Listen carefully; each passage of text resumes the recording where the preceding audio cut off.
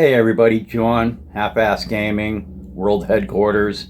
Got a few minutes. Let's take a look at Last Gamble. So, when you're talking about Last Gamble, the first thing that comes to your mind when picking up the box is, why the F is the box stupidly heavy? And one of the reasons for that is the stack of cards that you get. Well, what kind of cards are you talking about, John? Well, I have them right here. I'm going to show some of them to you. This is the stack of cards that you get. You get like charts, scenario setups, things of that nature. And take a look at this. So there's the stack of cards. There's my thumb as a reference. So you're getting a meaty stack of cards that go with this game, and the one I have on top immediately is the combat results table. All right, you have scenario cards, losses, whatever. It's a smorgasbord of cards, setups for different scenarios.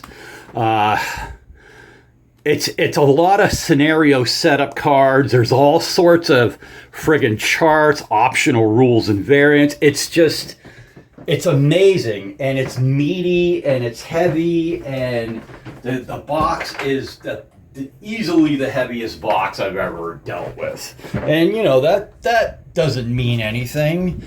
And there's actually probably another 10 cards that I have down here in this pile underneath all that shit.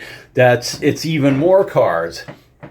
And here's another thing too about this game when I got it. I don't know if this is unique to me, but as I showed earlier, I had the campaign game set up, and why do I have an extra map? I don't know why I have an extra map, but I have an extra map, and the campaign game is set up back in the box with you. So those are, little initial thoughts about Last Gamble. Here's another thought about Last Gamble. So I was setting up the campaign game, and let me tell you, what is it, 6? I want to use the number 6. I could be wrong, of counter sheets.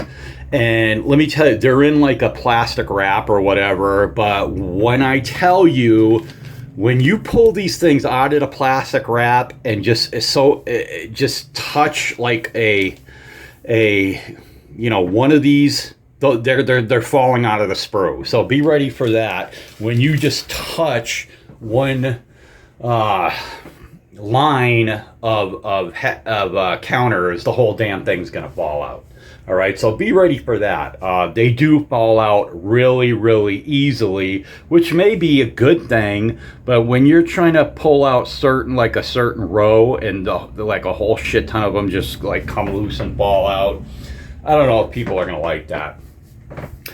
Let's look at some of the documentation. By the way, as a heads up, I want to say that I have not read anything about this game. All right, I don't know the rules. I haven't read the designer's notes, and I haven't read the historical study. But thumbing through those, I would like to say that these look like great reads. Okay, so I'm just gonna pull this up off the stack right here. The historical study, Danny Parker probably knows. Him and Bruno probably know the most about this battle, and it's all about the Battle of the Bulge, man. Facts, charts, pictures. Breakdowns, right? British Second Army right here. Pictures. This is priceless, dude. And look at you. This is what you get. This is just an historical study by Danny Parker. Okay, that's amazing. It's one of the 3 books that you get. game rules right here. Okay, this is what you have. You got game rules. I mean, I'm just gonna flump. It's not. The text is not micro. It's pretty good. You have you do have illustrations. The text is not really small. It's a little minimal on the illustrations, but that's good. And charts back here, more charts. And there you go. So, you know, that's how it is. It looks like easy on the eyes is what I'm trying to convey to you folks. It's not micro text, which is good. And then this you have right here is the game booklet. So it leads me to believe that it's scenarios in here. Oh, what do we have? What do we have right here? Are these examples of play? I don't know if I'm going to call them that. But this is what you have. This is the game booklet. So that first thing I think of is scenarios. Doesn't appear to be scenarios at first look. Lots of pictures. Let me just pull up to, oh, that's designer's notes. Okay, that portion, the rear, at least half, more like 60% is designer's notes. What all this right here is game variants. Okay, good. And this appears to be scenarios right here. Okay, I mean, that is some good reading for those three things right there. That is that is great reading. So like I said, I set the campaign game up. I've got both maps, and they may have sent me another one, or maybe the maps there's two different maps. I don't know what the hell's going on. Like I said, I haven't read any of the documentation. Let me just tell you this right here. I set the game up. I can't play it. Sad story to tell. I have a family member that is going to be, basically, long and short of it is, a family member that's going to be taking over and moving into my game room. What are you going to do, bro? It's sign of the times. Things are tough all the way around. And my game room is temporarily going to be a casualty of family shit and hard times. What are you going to do? So, like I said, I don't have time to play this. I just wanted to set it up and see how it looks. It looks wicked cool. Let's get back to that. All right, so let me move around and show the camera. I want to make sure my phone doesn't fall on here on this. All right, so what you have right here, obviously, to everybody is the business end of the 6th Panzer Army right there. Not all of it, but a lot of it. And the first thing that jumps out at me when I set this up is, why are the British fighting the Battle of the... Oh, no. They made the Americans tan, or beige, or light brown, or desert tan, or whatever the hell that is. But... and I don't really have a problem with that they made the Americans not green, because green tends to fade into the map color. So that I'm cool with that. All I give a shit about is that the SS is black. All right? And that's when always somebody's going to comment, "Oh, you must be a friggin' Nazi, dude, that you like to see the SS in black, blah, blah, blah." And I'm like, I hope somebody comments with that bullshit so I can bounce them the fuck out of here, because you're a moron. But anyways, that looks cool as hell to me. So there you go. That's the business end. And you see right in the center all the way down, that's your most powerful unit, the 1st SS, 1st Panzer, whatever it is, Kampf Group Piper right there.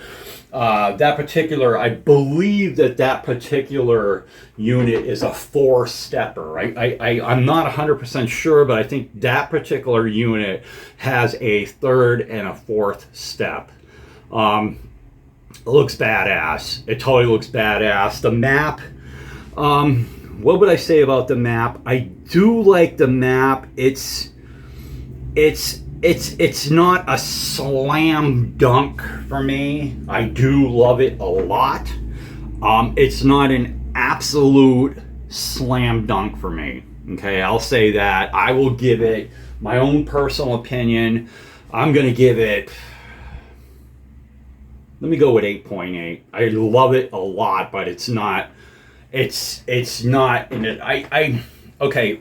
Let me go down a little side thing right here. When it comes to maps, it's Charlie Kibler, what he does. Okay, followed close by Joe Youst. I love Joe Youst's maps. Having said that, I don't know how to play any Joe Youst games. Well, when I say that, I'm thinking about Goss, and I have Goss, but I haven't played it. But the goddamn maps that Youst does, they're great. I kind of like the New England Simulations maps, those the NES. What is it? Killing Ground. Overlord. I do love those maps too. So I love this one a lot. I'm not going to say it's a slam dunk. That's my own personal opinion. Let's get out of that. So that's your 6th Panzer Army view. Looks awesome. Too bad I can't play it. I'm just going to have to... oh, by the way, yeah, I'm going to wait for the... Because I got to move everything out of my game room. There's nothing I can do about it. It's a big shit sandwich, and we all have to take a bite. Not you viewers at home, but me, wifey, and that's all it is. But it is what it is. So anyways, and that's 6th Panzer Army right here. Let's move down to 5th Panzer Army. All right, one moment. All right, so right here you have the business end of 5th Panzer Army. What do we got? Where's my oh, they're right here. All right, so what do you have right here? 2nd Panzer Division in here. You know it, you love it. 1/16th over here. One thing that kind of jumped out to me when I was setting this up, and I double checked the numbers, and maybe it's something I don't know, because I'm an Ardennes 44 guy. That's my jam. This may be my jam once I learn how to play it, but who knows? And I'm going to talk more about that in a second, but you have, everyone knows you have the Our River, O-U-R River moving up through here. And like these two German units right here are on the other, they start the game on the other side, the opposite bank of the Our River. I don't believe I've seen that. And I know, and also this right here, 5th right here, the 5th Balsam Jagers right here. These 3 units, and there's another one farther down in 7th Army World Headquarters. It looks like there's 1, 2, 3, 4 German units that are on the other side of the Our River. That's weird to me. I'm mainly talking about 1, 2, 3 right here.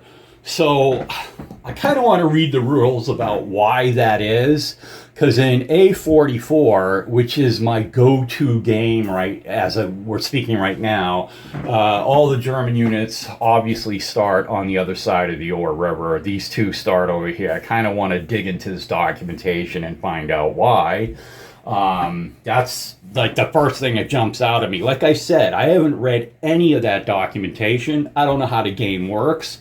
I don't know the little nuances of the game. I don't know shit about the game. All I know is I set up the campaign game, and I don't even have time to play this. I actually have to pack this up after this video if I like how the video turned out, and I gotta move all my shit to a storage unit so a family member can move in.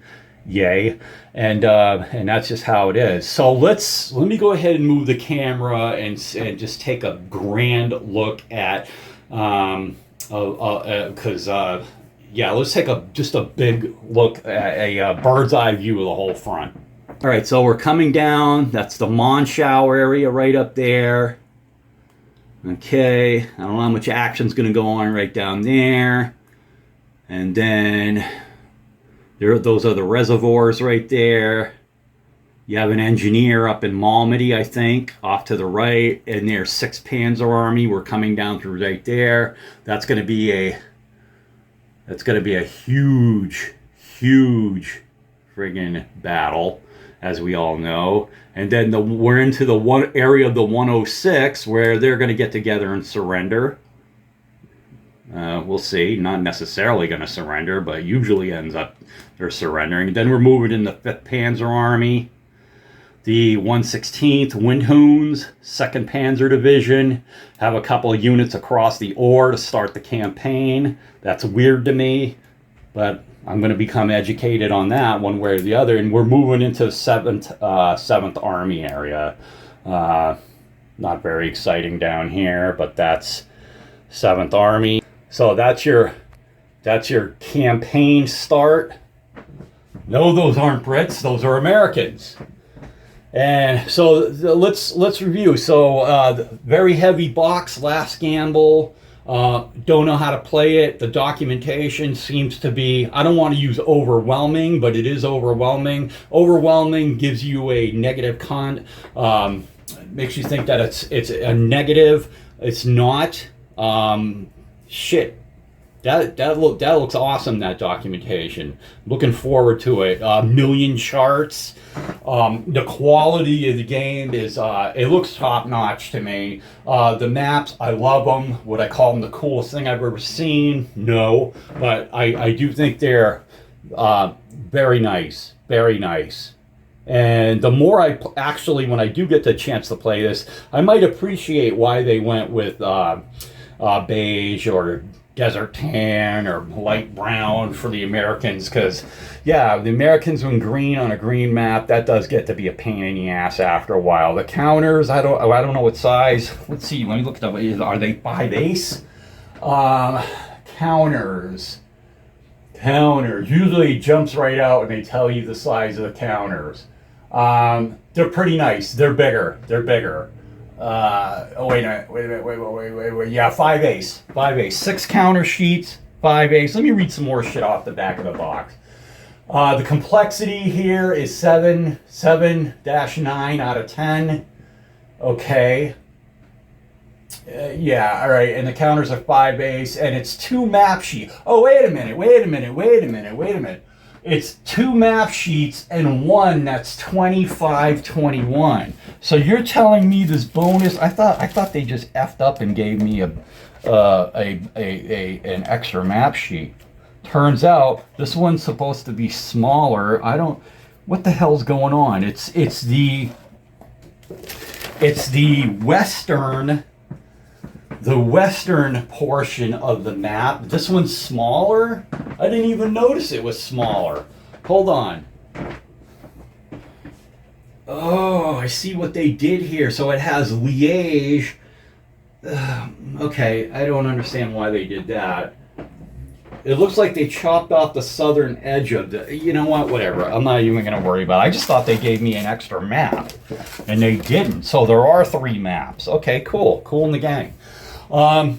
So that's it for last gamble. If you guys have any thoughts on this, it may be the case going forward that I just have 3 bulge games, because I think I'm really gonna like this. By the way, dude, what's the story with the vassal module? Can we get this up? 1 million people, or how many ever, a shit ton of people have purchased this game. Let's get this module up and running. I mean, come on. Could it be that I have 3 games? A44 was always my go-to game. I love the BCS system. I don't think I'm proficient enough in it to play Last Blitzkrieg. I barely know how to play it, and I'm just in love with the BCS system. Am I proficient in it? Hell no.